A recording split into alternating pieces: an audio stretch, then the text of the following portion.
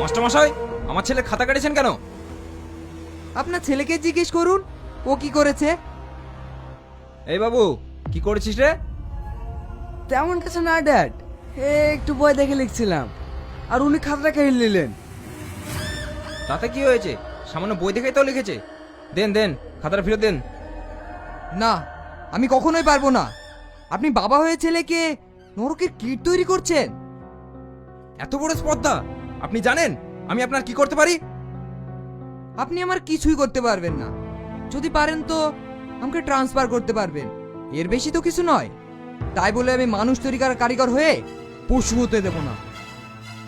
দিন খাতাটা দিন তো। আজিজ, তুমি পরীক্ষা দাও।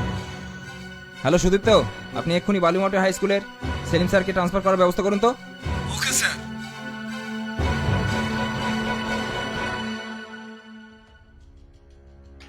স্যার, দুঃখ করবেন না। এই দেশে আর কিচ্ছু হবে না রে।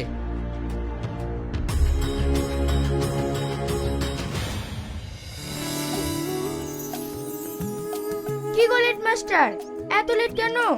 আমি যে কখন থেকে তোমার জন্য ওয়েট করছি। তুমি তো সবই জানো, সে ছোটবেলায় আমার আব্বা আমাদেরকে রেখে মারা গেছে।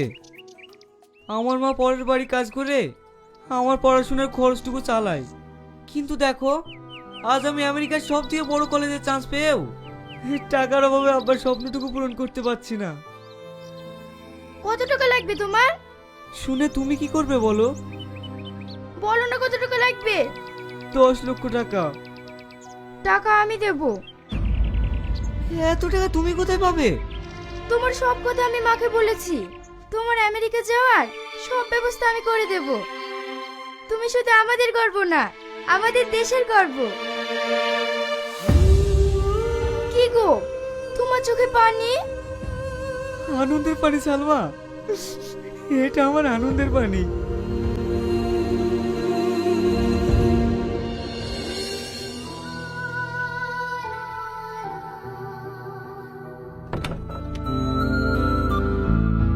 এ সালমা, হ্যাঁ মা।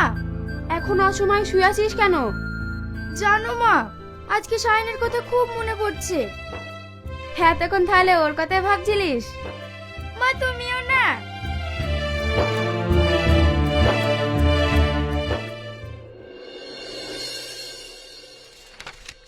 আচ্ছা ডাক্তারবাবু, আমার ছেলেকে তো সব বড় বড় নার্সিংহোমে দেখালাম।